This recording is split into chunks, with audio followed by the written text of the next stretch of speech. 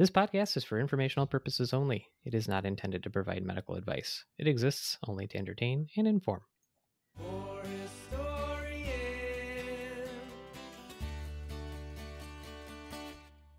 we look at cases throughout history. It's just Aaron, Alba, Max, and me. You gotta listen, you don't have to read. Welcome, everyone. This is Poor Historians, a podcast misadventuring into the archives of medical history and beyond. Each show, we dissect a history of medicine topic from the past to learn a little something about how medicine got to be the way it is today. I'm Dr. Max, and I'm joined here by my good friends and colleagues, Dr. Aaron. Hi. Oh, wait. Wrong guy. That was awesome. We should do that at work, too. Let's just switch us. And Dr. Mike. Hello? So, listener, if you reverse those two, you've got everybody sorted out. I think it'd be an easy exercise every week, but it's just not. And we are also joined by our medical history intern extraordinaire, Alba. That's me. Hello. It is you. All right. So, how are your guys' respective New Year's? Any resolutions? Any interesting stories? End up in jail? Anything like that? No. My kids went out and had a party. The theme was fish.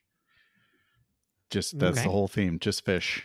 Fish. So- Fish like the jam band or fish like No, the secret? we asked the same thing. They're too young. They said, "What? Yeah. That's a band?" No, just fish. It's Was not there a a very good one, spaghetti? but it's a Was there a band. spaghetti incident at the party? There was not. No, it was just there's that. The elder went out to the bars. She had a reasonable time. I don't think anything was ruined. Nobody got lost. So I was like, that sounds successful. Yeah, not much else happened. How about you, Mike? Same. Sat on the couch, made it to the ball drop, and then I realized I had an hour to go because it's Easter time. I was like, this sucks. Time zones are a thing. I know. But yeah, the older you get, I think the harder it is to get to that stage. Yeah, I made it. is. Yeah. How about you, Ella? Anything exciting? I have a New Year's resolution to do a pull-up. I've been trying to do a pull-up for a long time. Okay. I've been lifting weights, and we don't. By my birthday in February, I want to be able to do one. I'm close. So Okay. All right. keep you Definitely. posted. Well, I think that's very reasonable. Myself, I, like the other dudes on this show, stayed awake to the ball drop with like a few people, had some champagne and a headache in the morning. And I mean, it doesn't take a lot of champagne. Whether it was good champagne or bad champagne, it's always a headache in the end. I don't get it. I don't get why people Yeah. like champagne. It's too I don't sweet. either. Yeah, it's sweet. Well, you can get dry champagne. I mean, you just have to spend enough money on the champagne to have it be good and dry. I've had a You had good champagne, expensive champagne unquote? before, and it's still a headache. It's just not, I don't know, not my thing. Oh, that's too bad. Yeah, I That's don't okay. love it. Are there It's not tannins my or something? favorite. Is it like the wine, like red wine? Isn't I it mean- the tannins that give you a headache? I think so. Maybe. I don't know. But just, champagne. Not my Anyway, you thing. made it to the New ball Year's. drop. No resolutions you. on my part. Let's just go through another year. Why not? Anyway, so today's show is going to feature a good old-fashioned case of medical quackery, a side of con artistry and scientific irresponsibility, at least in my opinion. But before we get to that, let's take a moment to talk about our sponsor, Artery Inc. Well, listener, it was once popular to pose with a sword, wear a furry cape, and say the phrase, "Winter is coming." I don't know if that's still popular, but sure enough, winter is here. And if you're looking for some sweet new swag to wear in lieu of furry capes, that is, then you should head over to Artery Inc. to shop their selection of sweatshirts, hoodies, and other assorted long sleeves emblazoned with anatomical artistry, so that you can stay warm and show the world you have unique and dignified taste. Go on over to www.arteryinc.com, that's spelled INK, and use the code HistoryPod to save 10% at checkout on orders over $35, and show your love for our show. Note that this does not apply to subscription boxes, and, to the best of my knowledge, they don't sell any swords or furry capes. Anyway, let's get back to the show. And we're back. So we are at Mike's Trivia segment. That is where you, the listener, send us a medical history trivia question, and we will pose it to Mike, see if he knows the answer without any preparation. And if he doesn't, that listener will be awarded a medical eponym in their honor. If he does know the answer, the opposite of that happens. It has not happened yet. You So get nothing. you get nothing. You gotta do something, but we'll see if it ever does happen. And maybe today's the day. I don't know, Mike, is today the day? Stockholm syndrome.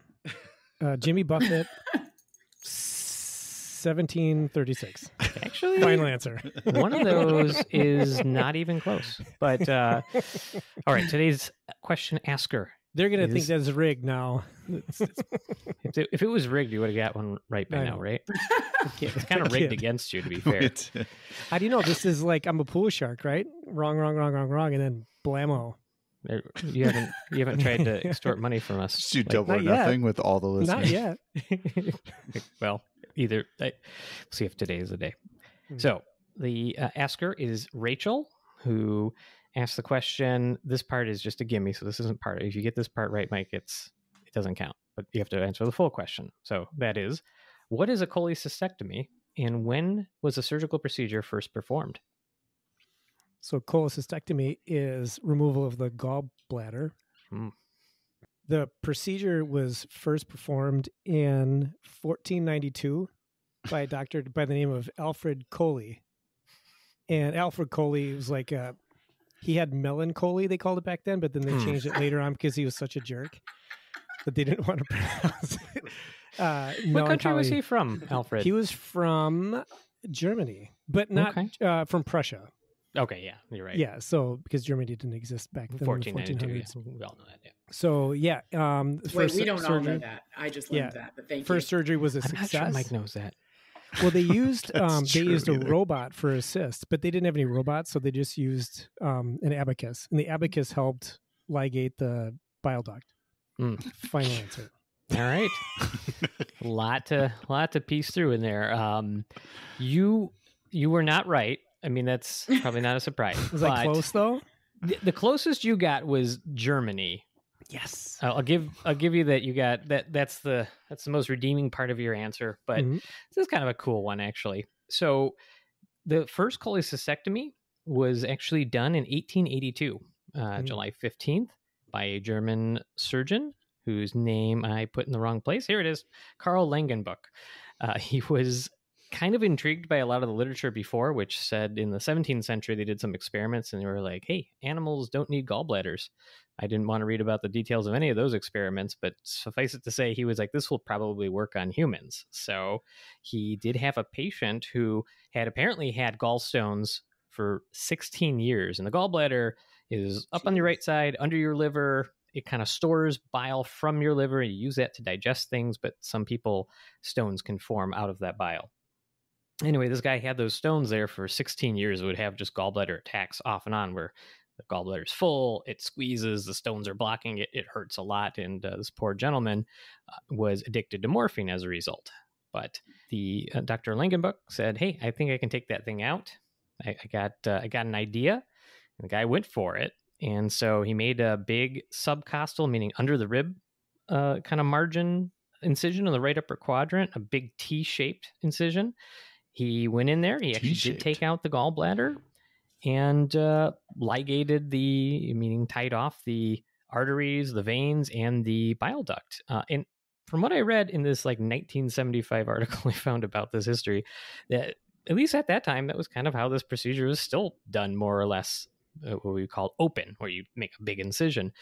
Nowadays, they do a very minimal approach where you do a few little incisions and you do laparoscopic arms in there, and you can get back to doing your daily business quite quickly after that. So the recovery time nowadays is a lot better, but that was the first cholecystectomy. And you'll be happy to know that actually it was successful. The patient went on. He was smoking a cigar by post-operative day one.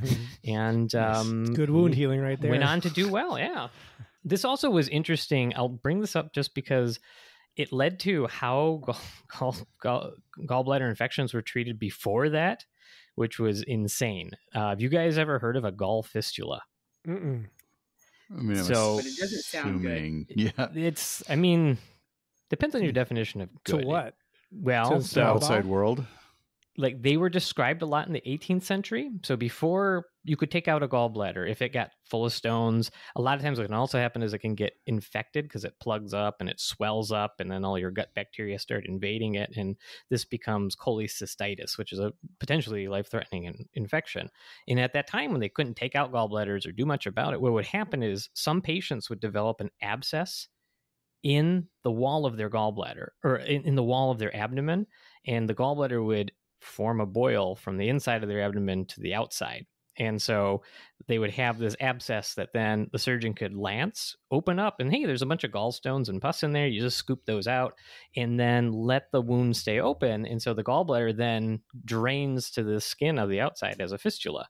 And it was called a gall fistula. And you could kind of say that you might be lucky if you got to that stage, because a lot of people would die of the infection. But if it managed to make its way out of your abdominal wall on its own, there you go. And that was one way of doing it. When you eat, your gallbladder usually squeezes and makes bile. So I'm wondering if they would like eat and the gall fistula would then secrete stuff while you're eating. You're just like, I'm hungry. And all of a sudden your fistula starts squirting out. I mean, probably. I had no idea your body could do that. So your body can just be like, well, if it's not ejecting this way, we're going to eject it right out of the skin.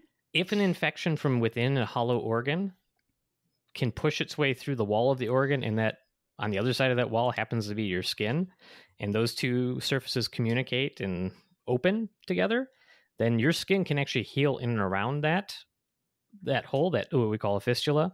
And then you can have kind of a permanent opening there. It's not basically. Ideal. It must have been really enlarged. No. Must have been really enlarged, so you can get the gallbladders over time can get enormous. They're not supposed to be. Usually they're like tiny little things, not tiny, like but behind your small. liver, right? Yeah, like up underneath. Yeah. So it right must have underneath. enlarged, and then the edge of it. Yeah, so there you go. That was just kind of a neat tidbit. You're welcome. So that does mean Mike got it wrong, which means we have to award. Get it right. No. But we do have to award a eponym, and that is going to be Rachel's reagent.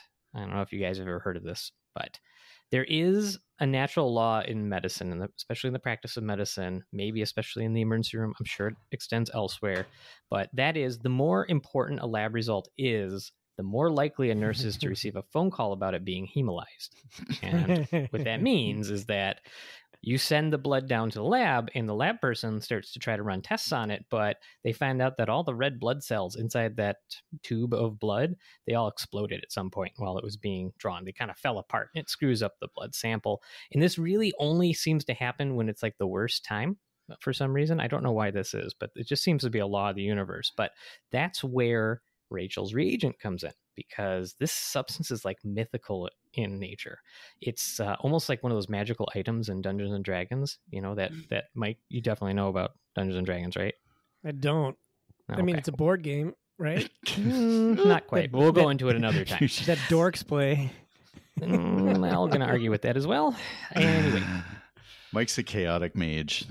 He is chaotic good. I'll give him that. The substance is added in small aliquots. Like I said, it's a reagent, but you take a small bits of it, you add it to the patient's blood sample prior to tubing it down to the lab, and that sample then cannot be reported as hemolyzed. It protects the blood from being hemolyzed. And legends have it that it was created from the serum of the dodo bird, and adventurers are actively searching for the last vials in existence. So if you happen to be lucky enough to find one, send it our way.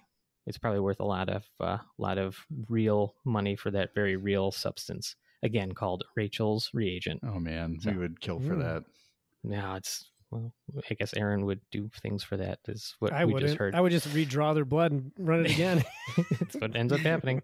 So thank you very much, Rachel. Aaron goes for the to question. murder. Straight to murder. It's always quick to that. And if you, dear listener, want to send us a question, you can do so via our social media messages or check out our website form. Email works too. With that, let's move on to the main topic of the show. You guys all ready? So ready. All right. Well, I have prepared a case for you. I'm going to keep the case a little bit more concise, just so we don't run too long here. But I'll give it to you, and then we're going to talk about who it is and what happened and all kinds of madness. So here's your case. So I want you guys to all imagine you have a 50-year-old male, we'll call him EB, sitting in front of you in your medical history emergency room, and he's coming in because he's having some problems eating. His teeth are falling out, and he's having jaw pain. And his vital signs are fine, so we got that going for him. He does not have any facial swelling. He does have a lot of loose teeth, however. Scurvy. Final answer. No limes in his Okay, house. Didn't tell you when it Jack was. Sparrow. But yeah, Jack okay. Sparrow. Yeah, I was gonna say, did you say what year it is? Not that that would help I me. did I'm not. bad at history. No, I did not. Okay. Why are you saying scurvy, Aaron? Don't your teeth fall Because out? his teeth are falling out. Yeah. Okay. Aaron, how many cases of scurvy have you seen? So many. Oh my gosh. Mhm. I Now was you have to explain what scurvy is. the previous nautical physician for the entire English Navy in the We should have brought 1600s. we should have brought Dr. Matt on. He would have talked to us about scurvy. That's Yeah, true. yeah. Friend of ours, Dr. Matt, World Voyager. Yeah. Discovered that they didn't have enough citric acid in their diet, but then they're vitamin C deficient, so their connective tissues fell apart, and then they would, I think, lose their teeth. I forget what else. Actually, happened. no, I believe you can lose your teeth. It's not scurvy, but it's a reasonable answer given almost minimal information. I like the aggressiveness. You are Can we you get are a not scurvy correct. level? Yeah, what's the scurvy level? Scurvy level.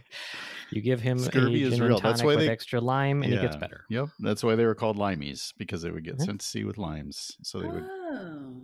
Yeah. Oh, limey. That is kind of how they discovered scurvy. This is not about scurvy, though. This is about something else. I promise Aaron, you take that. over. Make it about Teeth scurvy. falling out. Don't steal the That was episode all from I me. knew. That was I all I worked knew. hard on this. All right, his teeth So- are falling out. Normal vital signs, teeth are falling Sure. out. Back on track. And his jaw hurts. His jaw hurts. And his jaw hurts. All. So you said normal vital signs. What about Mhm. skin color? Oh, that's fine. Is he Does he have any bruising? unusual powder anywhere on his face or hands? No, What but does his he do teeth for are work? loose on exam. That is the most notable Okay. thing. All, and his jaw all hurts his, when all you his push on teeth? it. All his teeth are loose? We'll say mandibular teeth and some of the forward maxillary ones, right at the front top of the jaw. So Does he play hockey? He does not, but reasonable question.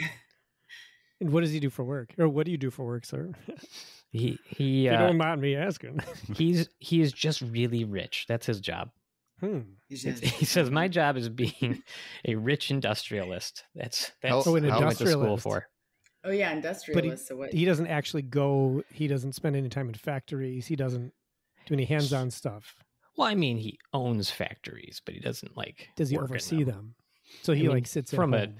from an office that is in a giant towering building oversee. He's not on the factory grounds. Okay.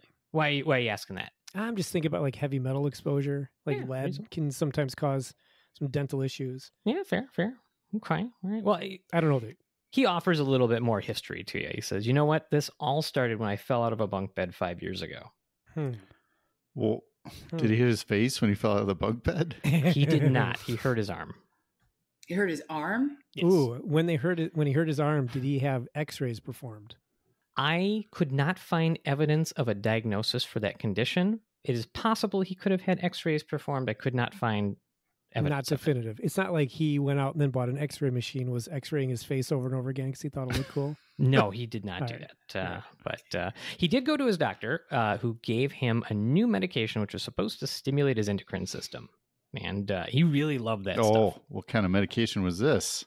Well, he can't recall the name all of a sudden for some reason, and but he liked that medicine a lot. He liked it so much he gave it to his friends. He gave it to his girlfriends, and even gave it to his racehorses, as he had racehorses. Did Like- any like of we his all do. friends' teeth fell out? First off, did they fall out or they're just loose? They fell out. Well, they were loose first, then they fell out. Over under on how long I stand there, just kind of with like wiggling his teeth. I'd be like, Mm. wait, no, I'm gonna check this one. He would like you to stop wiggling Is the this one teeth. loose? How about this one down? Yes, that one's loose. Oh, they're all loose. What does his Um, body look like? Does he have a buffalo hump? Does he have a moon-shaped face? Oh, what are you Ooh. fishing at Probably with way that? off, like steroids. Yeah, it's a good question. So you're describing findings that could be something called Cushing syndrome, right? Which is like if you were on steroids for a while, it can kind of throw off your endocrine system. You start storing fat in weird places, like kind of the back of your neck sort of thing. It can change your facial shape. That is, and it could also degrade bones over a long enough period of time, which I think is what you're getting at, Mike. Yeah, like osteoporosis. Yeah, he has none of those things, but good thought. Very good thought. Well, sir, But, he wants to talk about his arm, Aaron. sir, you need a Can we look at his dentist. We arm? don't have a dentist Aaron, here. let's I'm going look to at get his you arm. going. Okay. Yeah, right. It's- All right, you look at his arm and you find it to be fine because he says, look, that was 5 years ago. I took this medicine. Now my arm is a lot better. And But I stopped taking the medicine. I'm not here about my arm. I'm here about my teeth. Well, But why does he want to show us his arm then? Because he was so impressed. I mean, this medicine he took, it made your not only arm did it better? fix his arm, but like it gave him tons of energy levels. It helped his libido. He even tells you his girlfriends at the time, when he was 47 years old, used to call him Foxy Grandpa. True story. Is it cocaine? It is not cocaine, but Does it's he have always a- a great I don't guess. know what cocaine would do, but Does for he an have it a- would arm, do those but I'm things. just Yeah. curious. Lots of energy and good libido, probably. Does he have a pacifier in his mouth? Does not. No pacifiers. Oh, okay. Because He's I'm not- getting no like this is ecstasy. kind of deep cut. Yeah, ecstasy, bruxism, grinding your teeth. They could Yeah, do all no, those. that's very reasonable. Very reasonable. It's not going to make you increase your libido. Well, Ecstasy? I don't think so. I think I it's think going to. Is it a libido it's gonna- increase, or you I just like promise it not more? from You personal just tighten experience. it? I am reasonably sure a lot of people enjoy ecstasy because of some of those effects. Yeah, but libido, I think, is desire. You can say personal experience. I- It's a safe space. I It's feel like fine. I've seen patients on ecstasy that. Sorry, Alba, go ahead and fill in. I'm not from experience, but the vasculature doesn't function maybe the way it's meant to function on ecstasy. So like what you were saying, Mike, the difference between is it libido or is it versus what you functional? feel. Yeah. Like sexual being able to Dysfunction. achieve an erection or Mhm. climax or something. At like this that. moment in doing this show where I'm trying to figure out if I should have Mike look up whether or not ecstasy helps a libido, but I will move past that because we're just going to move past that. We're into the weeds right now. Yeah. Into the Yeah, weeds. I think- Everything he says, returning to our patient, he says, you know what? Everything with that medicine was going great Ooh. up until the last year. And it just kind of stopped working. Wait, are you Googling it, Aaron? We're all right. Good for us. What It do you mean says you're all right? desire and satisfaction were moderately to profoundly increased. So 90% of subjects' desire and satisfaction were increased. And orgasm was delayed, but erection was also impaired in 40% of men. So it makes it more difficult, but it's better when it works. There we go, everybody. That is why our listeners are here. According to Zemishlaney et al. Zemishlaney et al. In the European Journal of Psychiatry, 2001. There you go. Anywho, everything was great for the patient up until last year when the medicines seemed to stop working. He was no longer getting the extra zip or pep or whatever. And about a year later, now I'll tell you where we are. We're in 1931. His teeth start falling out. And oh, by the way, he forgot to mention he's been having headaches and that jaw pain. He wanted to bring that up again. He says, you know what, doc, do you think it's because I stopped that medicine? Well, you don't know what the medicine is, though. I do, because I wrote the essay. Why no? But the Mhm. patient We're trying to won't figure tell out what me. the Oh, that's medicine right. is. That's right. Well, how did you take this medicine, sir? And did you stop when the symptoms started? Like, Well, it came When in did he vials. stop? And he drank it. oh, okay, in vials. No, he stopped because it just didn't seem to be effective anymore. and Okay, how long he ago? bought a lot of it about a year ago. So it's good for like 3-4 years. Arm felt better. And then he stopped because it didn't work. And now his teeth are falling out. Yes, correct. What about a neuro exam? Like if you do a cranial nerve exam? All of that is normal.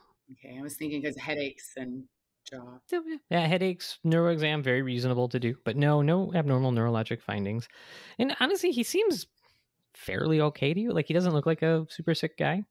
It's not like He's Heart got, and lung he's got exam, normal. weird heart and lung. All that's normal. Abdomen, no tenderness. No tenderness. No, don't.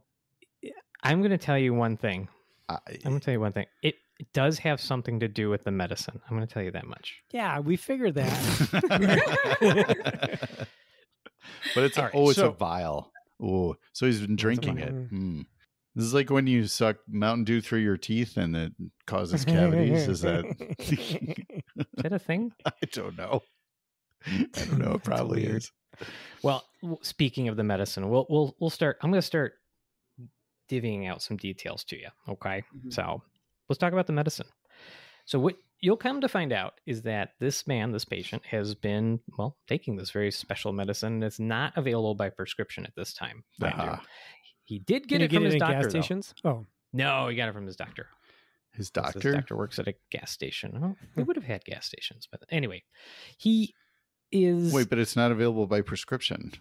correct. What That kind is of correct. doctor is this? Oh, Delta 8. Delta 8. So, well, here's the thing. So his doctor got it from another quote doctor, and we'll talk about how those things work witch out in doctor? a little bit. Not a witch doctor, but which doctor gave it to him is the question.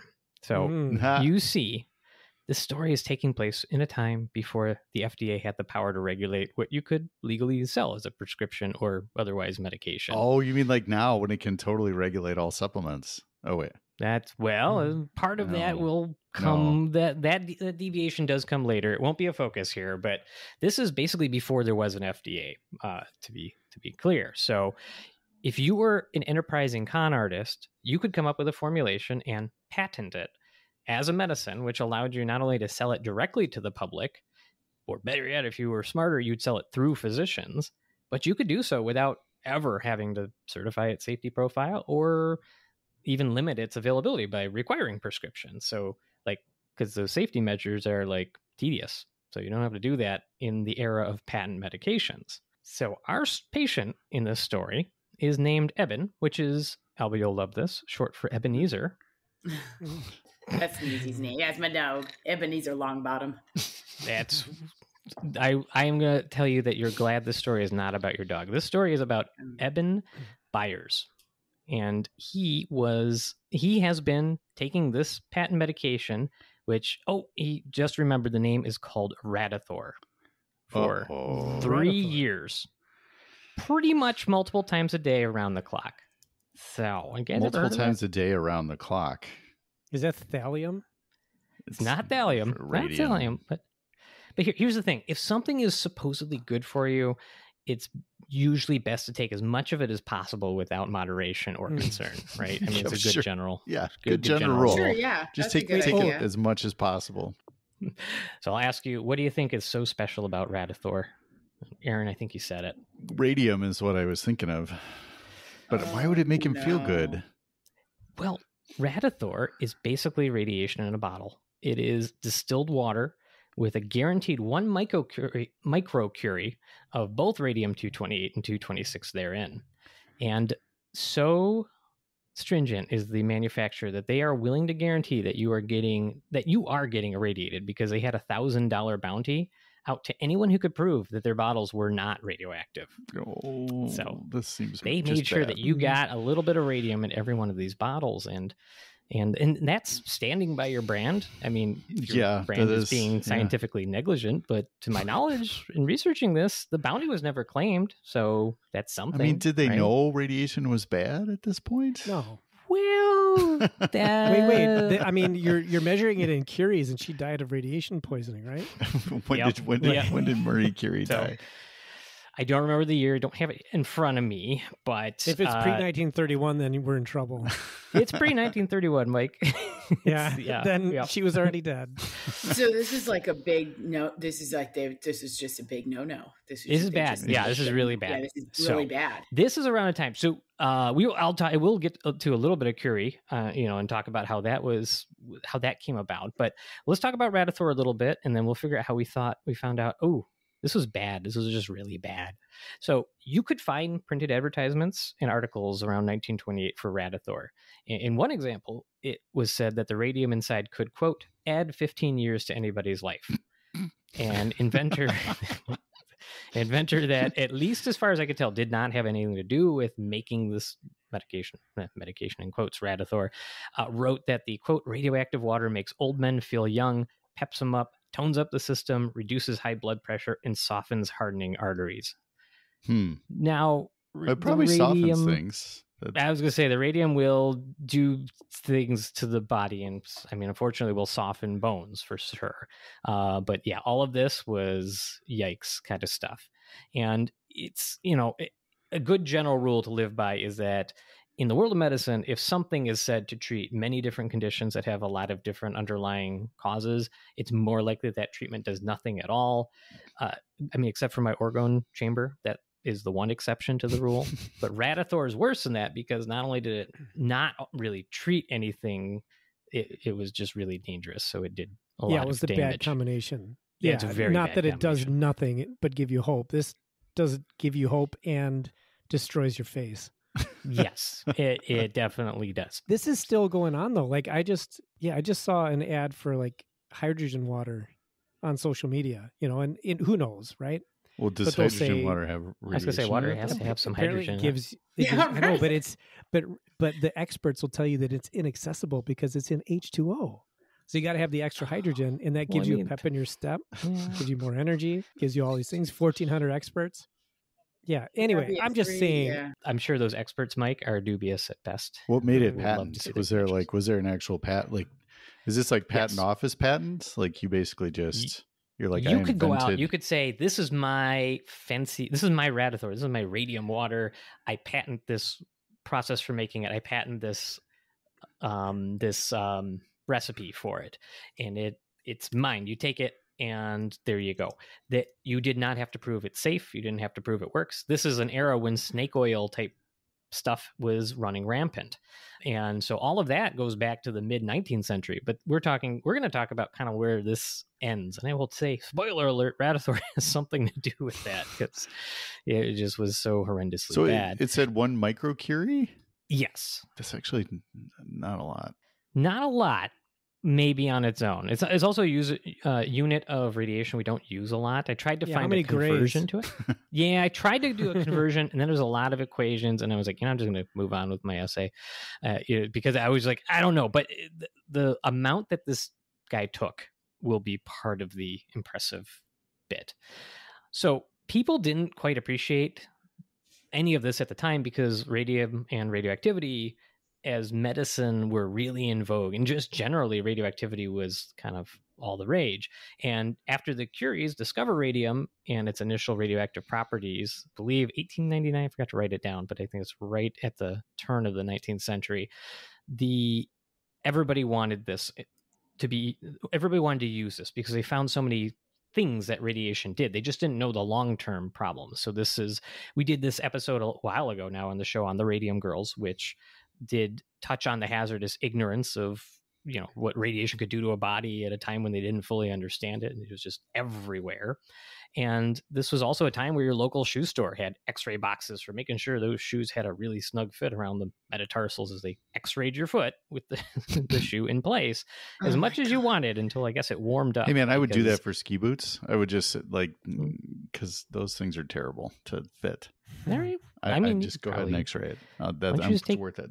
Get a portable Just do the X-ray. Just do it. Just do do it. Shoot it. I'm fine. Go ahead. Right. Do it again. Do it again. Do another one. Do another one. So basically, Radithor, as Mike said, this is a really bad combination because it's like an interesting example of this fascination with radiation and all the potential that it had, but like with a bad quack medicine angle. And so that brings us to our quack. And one of the most surprising things about the doctor that brought Radithor to the market is the fact that he technically wasn't a doctor at all. He was a So he's guy. a charlatan. No. There we go. Yeah, I'm shocked. You don't Well, say. But he was a guy who went to Harvard for a bit. He had to drop out. He didn't actually make it to medical school either, but he did go to Harvard. So he was like at the school that had a medical school in like 1920s. That was probably close enough, right? So that man was William J.A. Bailey. And he himself did have a little bit of a rough start in life. He was born in Boston in 1884, and he was one of 9 kids. His mom raised him in poverty because his father died when he was young. But he kind of rises above all of that and makes it to Harvard. He goes on to not finish, but he does make it to Harvard. And Wait, is this Good Will Hunting story? Or is this different? I haven't seen the He's a movie. janitor. actually. The story I don't sounds think so. familiar. You haven't I seen know. Good Will Hunting? Hey, kid, I yeah, know. nine They're- brothers and sisters, and I go to You Harvard. haven't either? Oh. I've seen What? bits and pieces when it was on like AMC or something. But seriously, it is probably one of the better it's- movies ever made. Don't doubt that. It's a Don't doubt classic. that. I Both missed y- it, both and I y'all can't go need back to and sit see down it. I think and now. it's I already Matt missed Damon's it. best work, to be honest. It was, yeah. Is it? Matt Damon's best work was Team America, was it not? I was just thinking Yeah. that. Matt. World I was just Police? thinking that. Team America Yes. World Police. Matt Damon. Oh, I bet he's a big fan of the show. Sorry, Matt. America, So, America. so he He actually ends up dropping out because of the debts. Apparently, he's not doing well in school, and then like his college debt starts to get the better of him. So, while getting into and finishing medical school is hard, saying you have a doctorate from the University of Vienna is way easier and probably harder to check up on in the age before Google, because the we are University talking of about Phoenix the 1920s. of the 1930s. Oh yeah, I went to Vienna. So Yes. it's overseas. It was really tough. I did super well though. I was top of my class. Don't worry about it. I had a bunch of A's. That Isn't that the- Italy? Everybody knows how Vienna. They're People close. talk. They're close. It's isn't Vienna essentially just northern Italy, right? I mean, Probably, yeah. yeah, more or They're less. like We have a lot neighbors. of Viennan listeners. I don't know if that's true. I But think it's Viennese. Viennese? I I think it's am Viennese. not Bolognese. sure of the details. But aside from using a fake MD after his name to sell Radithor and like a bunch of other sketchy meds later, considering that Bailey did plead guilty to the illegal practice of medicine in 1927, I suspect he was doing a little bit more sketchy impersonation and just putting his name on like bottles and stuff. So he's a sketchy guy. He's a sketchy guy. So the not a doctor, Dr. Bailey, had this history of being kind of seedy, right? He was nothing if not entrepreneurial. You got to give him that. And prior to making and selling Radithor, Bailey had a host of unseemly startup business ventures. He was like Silicon Valley before it was cool. My personal favorite of all of those was the Carnegie Engineering Corps, which was promising a newly designed automobile. I don't know the exact year. I couldn't find that, but like it's kind of Ford Model T times, But he was offering this automobile for the low price of $600, which I think roughly it's like 4.2 million in today's dollars. I'm not sure how the conversion works. No. I'm exaggerating a little bit, but $600 probably kind of affordable for a new device back then. And all you had to do was send Bailey your $50 deposit, and you and all the others would definitely get that car eventually when he got around to it. Kind of like the Cybertruck. Yeah. I was going to say that doesn't happen anymore. Nobody ever puts down deposits. Those have on been delivered, vehicles haven't they? don't.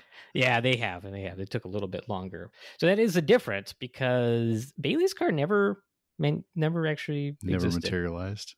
And if you were worried about your deposit and you said, I'm going to go check out the manufacturing facility, the good news is there was actually one. The bad news was it was a abandoned sawmill that Bailey owned. It had a single box of tools in the middle of it. And I'm not sure if he owned the tools, but I'm guessing based on his other history that he probably stole them from an orphan or something.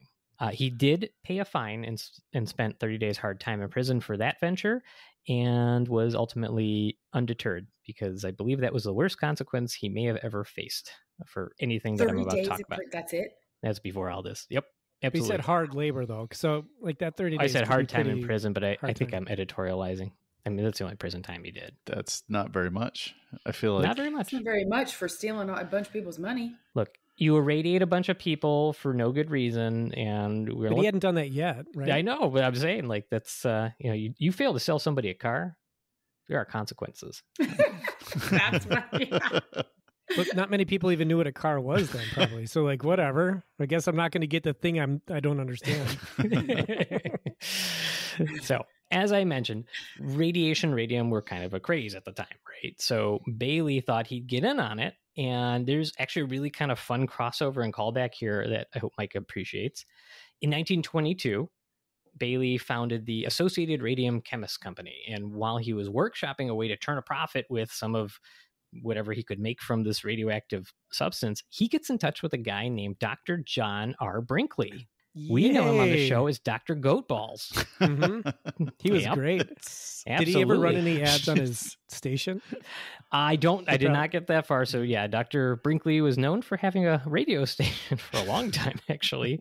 And so anyway, these two got together at some point. We're going to like do a mashup project.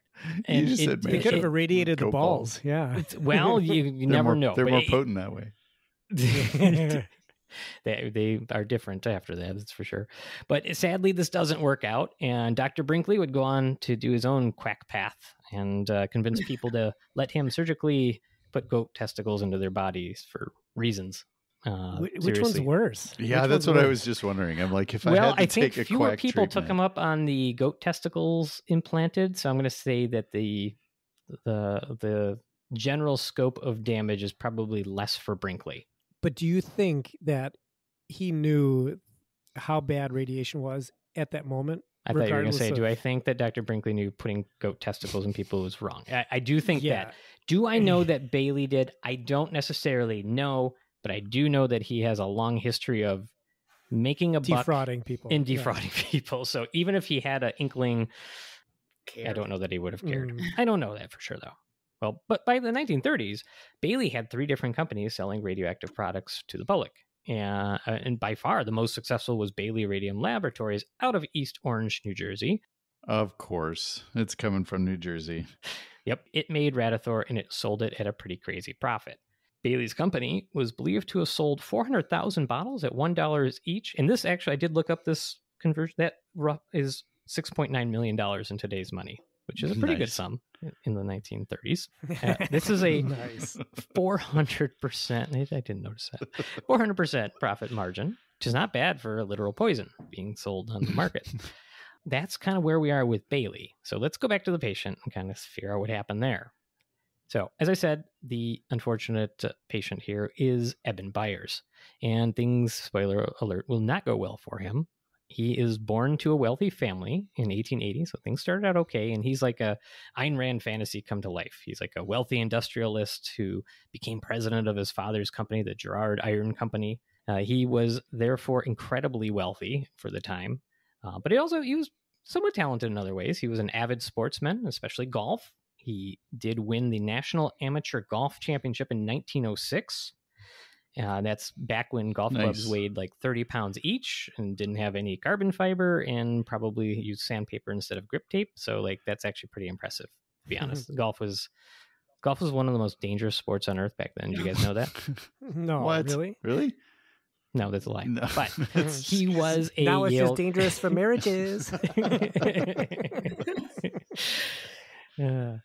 He was a Yale graduate, and a fateful trip back to his alma mater for a sporting event would change everything for him. So he's riding a train. Eben Byers is on this train back from the 1927 Harvard-Yale football game, as you did back then. And he was in a sleeping berth, which I think is just a train car bunk bed, I'm guessing. And train lurches, and he gets thrown to the ground. And this is like way before the invention of, seatbelts, safety measures, and any of that nonsense. So if you, He don't hurt believe me, himself. look at the football equipment and death and disfigurement rate of the sport at the time, which was seriously insane. Wait, you still Like- talk about golf? No, it's football. Football. Football. In the 30s. Football back in the then 20s. was crazy dangerous. In the 20s? We're in the 20s now. This is 1927, but I don't think. When did football get safe? Never. Did it ever do that? I don't know. Well, it's like hockey. Like hockey, the goalies, the first protective equipment that they used, I believe, was the cup.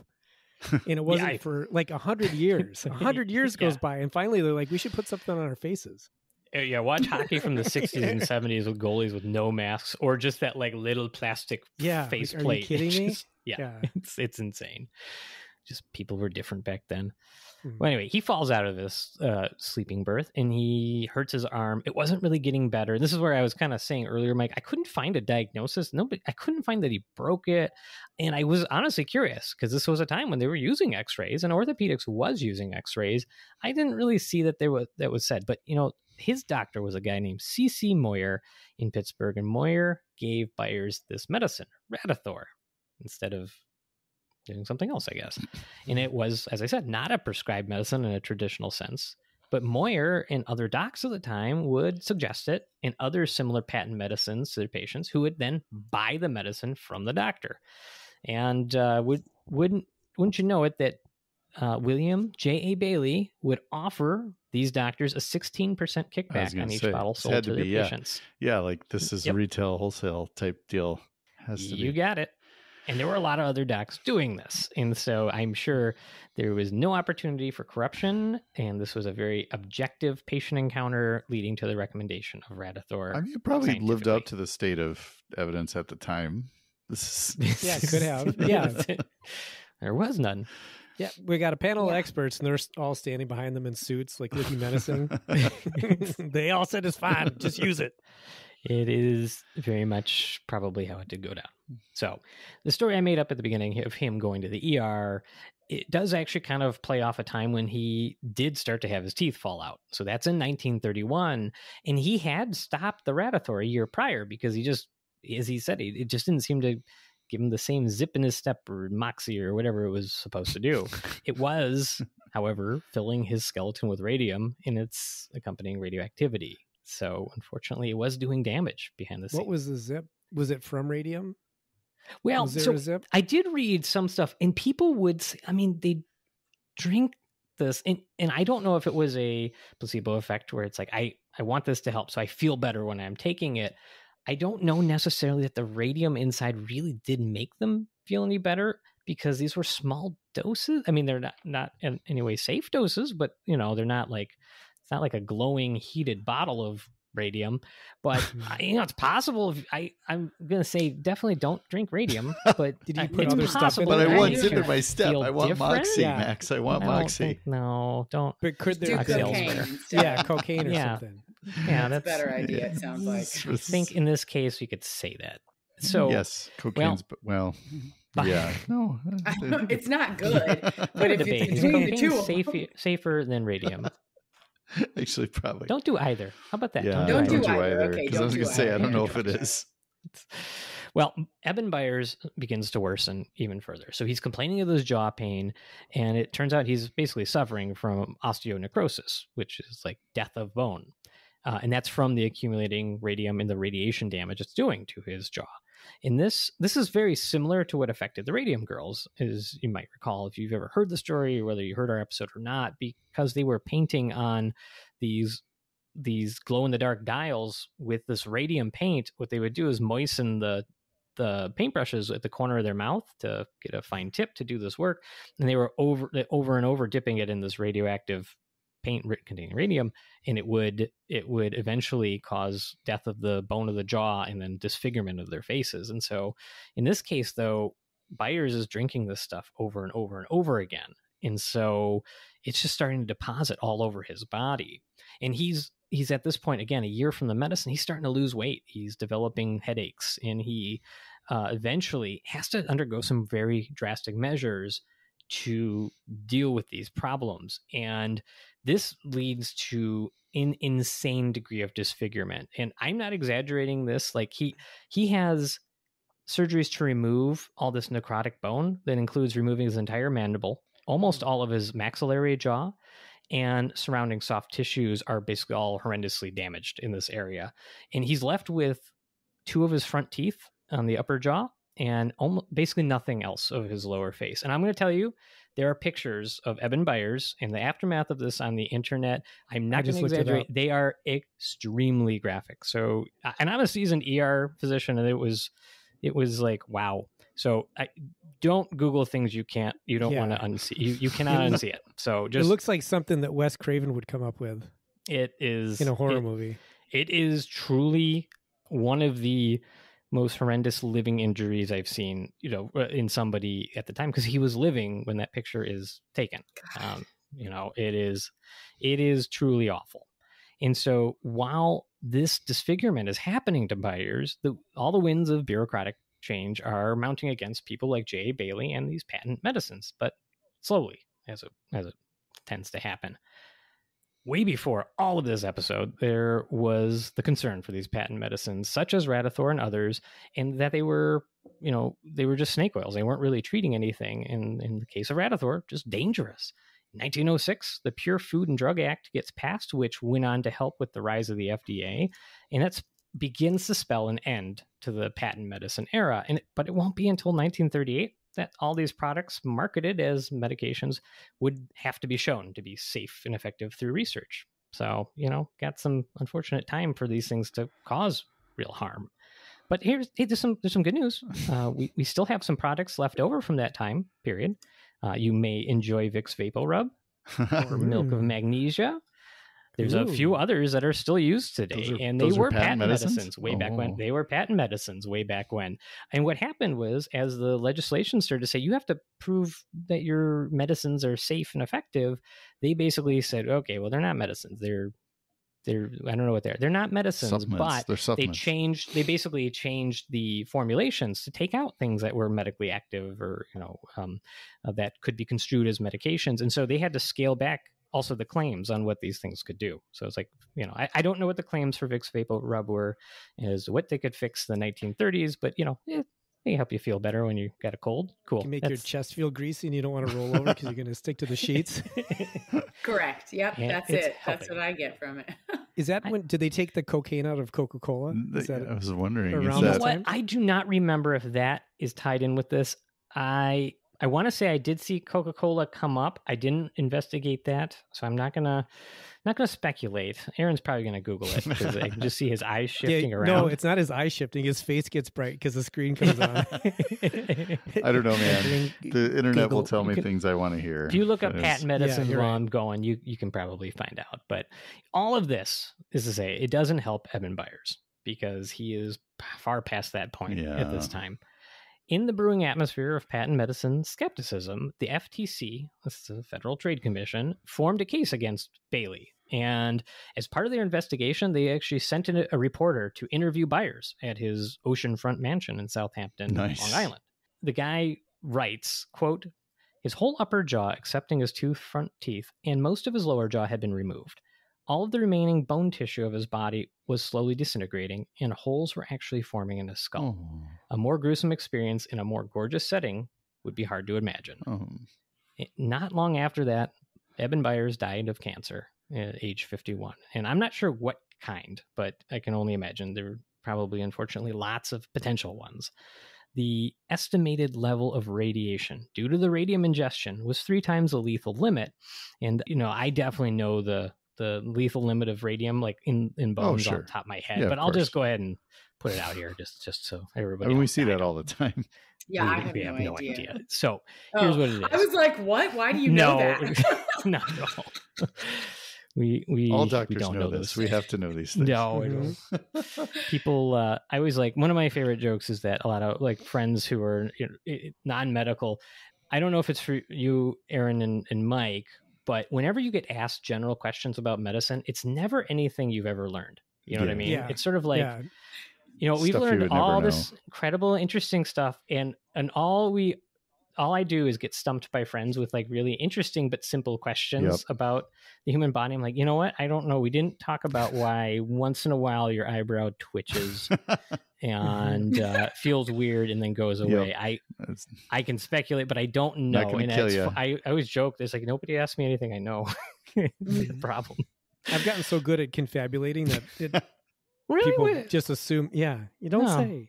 No, It's not just you, one of Mike, those you funny would things. So we know a lot of stuff, but we don't know everything. But okay, so his bones were calculated to have 36 micrograms of radium deposited through them. 10 micrograms of radium in a skeleton would probably be the fatal level, just for reference. And when he was buried, he had to be buried in a lead-lined coffin. And when he was exhumed in 1965 to study study things, I guess, his remains were still radioactive. Byers' death, as awful as it was, it did popularize the crusade against the patent medicines and people like Bailey. And speaking of Dr. Bailey, What happened to quote-unquote Dr. Bailey? Yeah, what happened to him? Well, he was ultimately forced to admit that Radithor had no therapeutic value, and he could not say that it was harmless thanks to the FTC order, which ended up being filed against him in 1931. He did no jail time for any of this because, well, either it was the 1930s or might have been hard to prove. Did he really know this was dangerous? Maybe he knew it didn't work. That I think there's probably plenty to say, but I'm not sure they could prove how dangerous he thought it was, which seems crazy, but may have been the way it was. This was a new stuff, right? And so this is always that tough to kind of figure out where the right and wrong is here, But he said he was not put out of business by the FTC. He was put out of business because of the Great Depression. I don't know. That might have been true, but I'm Was sure that the FTC after? didn't help. I thought it was the 20s. Oh, but inflation, Will. Oh, God. Inflation Yep. got me. Well, lest you worry about Mr. Bailey, he he did actually succumb to the radiation as well, because he's developing all this stuff and he's probably mixing these compounds, etc. In 1949, he dies of bladder cancer. He was 64 years old. He was a wealthy man, though. He thanks to Radithor, 20 years after his death, he was exhumed and found to be, quote, ravaged by radiation, end quote. All that time later, his skeletal remains were also radioactive. Huh. A couple of decades after his death. Yeah. Well, And so I don't know, I guess, fitting with like a morally ambivalent cold universe. Like, Yeah, and you could make the argument then that he must not have known that it was dangerous because he wouldn't have exposed himself to that. and I do think that's probably the one thing that I never saw anything that said he knew, and truthfully, he probably didn't. He probably didn't. He probably knew it didn't work. But yes, I think that is the one thing that, in everything that I read about, that probably said, if you want to give him the benefit of the doubt, what he did eventually cost him his life as well. Made him rich, but it did cost him his life. And so if you want to give... You could argue that he created the change. He was the tip of the spear for the change with the FDA. Inadvertently. I think he's the real victim here, because That's why I said morally ambivalent cold universe in the line before. He's a martyr. He martyred himself. How was that? Or he was the power of change. But there you have it. That is the story of Eben Byers and the patent medicine Radithor. And I agree, Max. Do not Google the picture. It's Yeah, unsettling. no, it's not pleasant at all. Mm. All right, well, that about does it, Alba. What? Alba, no, don't. It looked like she was going to Google it. Now do it. Okay, first of all, I already Googled Radithor jaw fell off. So I saw that. Well, I think Because it came up, because the algorithm knows when we're talking to each other. And so all I had to put in was RAD and it said Radithor jaw fell off. Did it No. really? And then, That of was- course, I That was clicked how it it. auto-completed? Oh my God. Yes, I told y'all my computer thinks that I'm going to med school now because I of typed the it in and it said conversation. rad skateboard tricks. Oh man, I wish I got rad skateboard tricks. No, I got a photo of him without a jaw. Yeah, It ain't good. it's not good. But I don't know if that answers the question. But like, since you are the most acclaimed medical history intern we've ever had on the show, what was the most interesting thing you learned today? Maybe that the algorithm can hear you. I'm gonna say the fistula was very interesting. yeah. Knowing that your body can just be like, we're gonna open up a tunnel to the outside of your skin and just, that's pretty incredible. The human body will adapt to a lot of situations you would think are nearly impossible because it is the meat machine. It's a Think about really it. neat Even machine. lacerations, like why? They just close up. Magnets, then- how do they work? Yeah. Why? Trippy. Yeah, it's just like it's getting close. Yeah. And yet, I mean, comic books tricked us Sometimes into helpful. thinking it's not very cool because it's not as fast as Wolverine. I always thought medicine or fistulas? healing. Oh man, healing just in imagine if general. Oh. Wolverine had a bunch of fistulas. Ugh. What if That's that's a how good he point. healed rapidly, was by creating fistulas? It just oozed like stool all day. I was about to say, I wish we had like an artist in our audience that would draw some of those weird ideas, but after what you just said, no. I No. don't want that. Yeah, no. I don't want that. Don't. Fistula Man is not.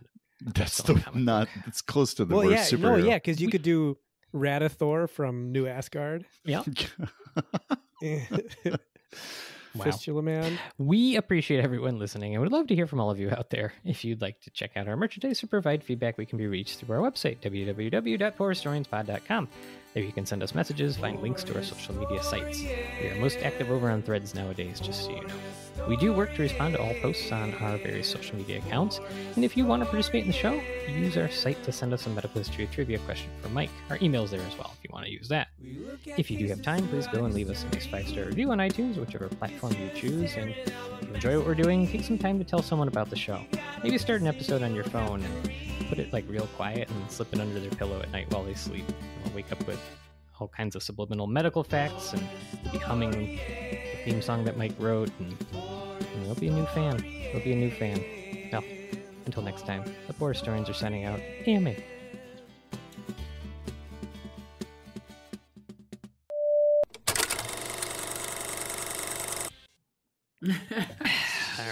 That'll do it for room noise. Room noise over. We should do a room noise podcast. Say whatever you want.